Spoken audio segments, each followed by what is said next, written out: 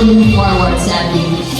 Yes, so delegates, this is the moment that you have all been waiting for. Are you guys ready? I'm ready. I'm sure everyone here is ready. The judges have made their decision and the scores are in. Now, ladies and gentlemen, in no particular order, here are our final five.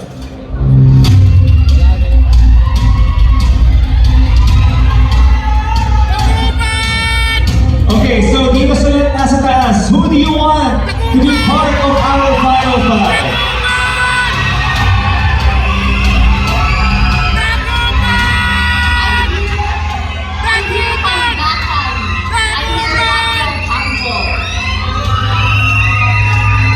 Sorry, wala akong makita. Medyo bulag ako from Okay, so now, I have the final five in my hands. So the moment of truth is finally here. So first up, you are part of the final five. Singano, Ina Isabel Tanato.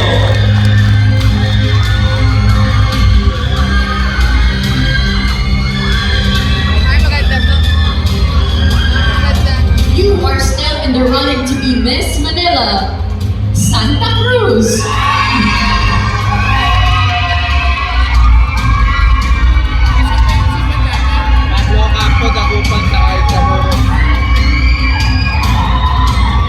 Three spots left. Congratulations, because you are part of the final five. Dagupan! Dagupan Extension, Joey Canero.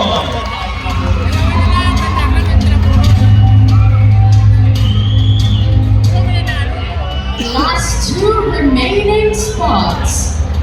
Fourth one goes to Intramuros.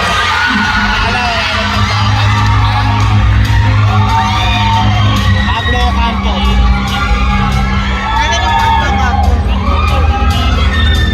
Maganda rin. And of course, last, but definitely not least.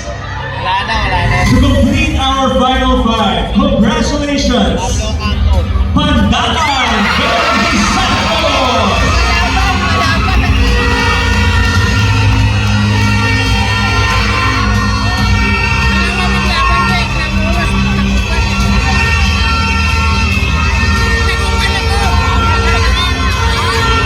Alright, so once again, congratulations to all our final five finalists. So ladies, please give all our fellow delegates a warm round of applause.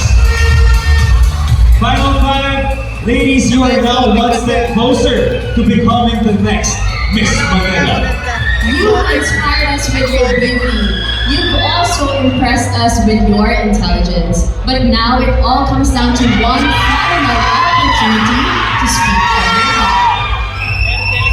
At this point, let's call on Mikey on stage to continue with our next segment. Thank you so much. Legal education is a basic human right, and I want to use Miss Manila as a platform in order to reach the lives of other people, in order for them to not left vulnerable. In order to be an inspiration to other people, I will use this advocacy to touch the lives of others. Thank you. Thank you, Ms. Singala. Please step forward. Santa Cruz.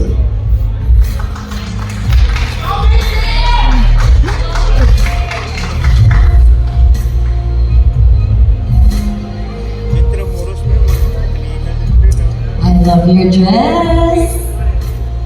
Are you ready? If Manila could speak today, what do you think would she say to every Manileño? And what would your reply be? In Tagalog, kung makakapagsalita ang ating lungsod ng Maynila ngayon, ano sa tingin mo ang sasabihin niya sa lahat ng Manileño? At ano ang magiging tugon mo? See the streets beyond the skylines.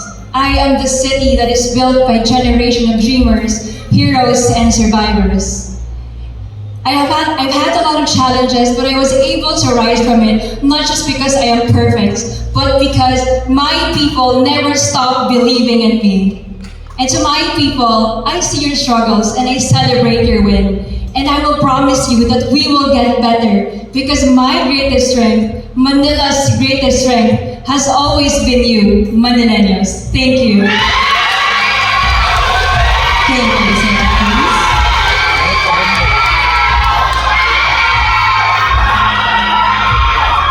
Please step forward. Remove an extension.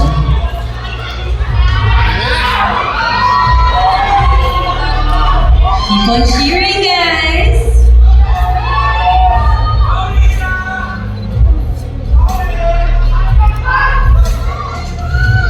I'll be reading the question in English first, then I'll be repeating it in Tagalog.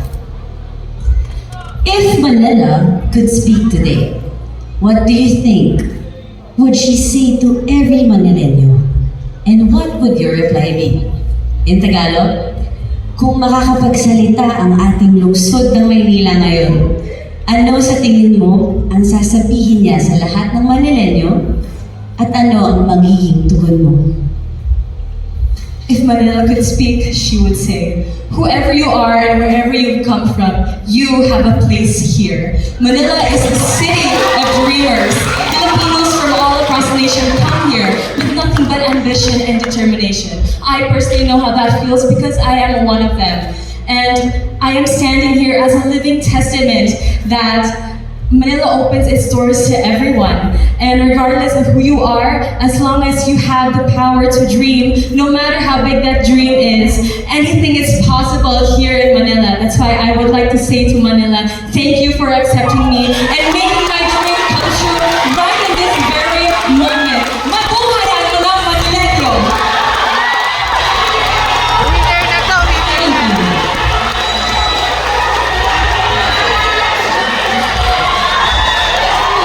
Now please step forward, Intramuros. Ito din po yung nangyayabot dito eh.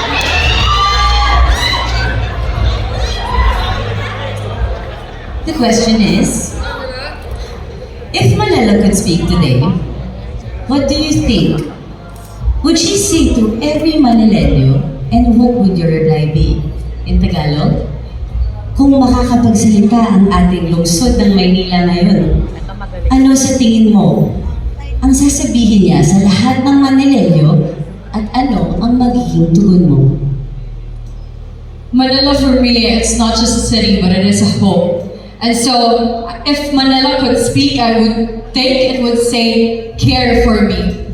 Care for my people, continue giving my people opportunities. Care for my nature, continue caring for it and investing in it.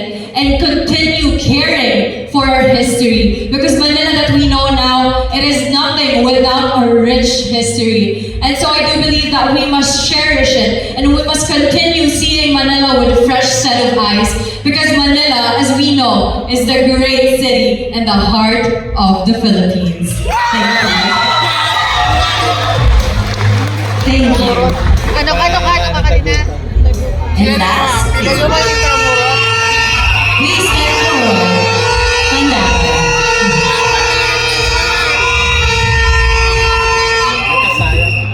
The question is, if Manila could speak today, what do you think she would say to every Manileño?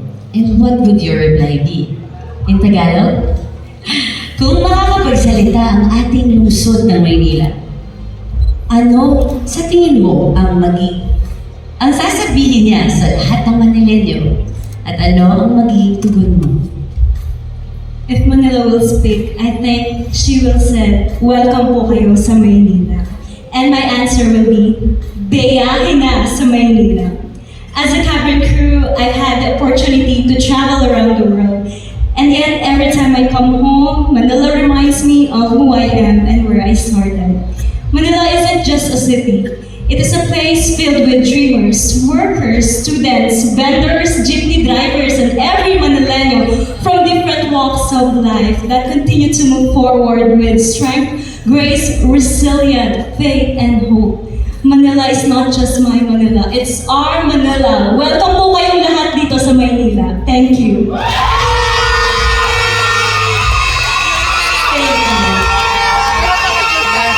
Let's hear it once again for our final five finalists. Tonight, they have shown their beauty, intelligence, and love for Manila. And while the judges make their final decision, as you can see, they're getting serious here at the front. And we honor the woman who has proudly worn the crown over the past year. A queen who has represented Manila with grace and dedication. Tonight, she takes her final walk as Miss Manila. Ladies and gentlemen, please welcome our Miss Universe Philippines Manila, Justine Felizardo.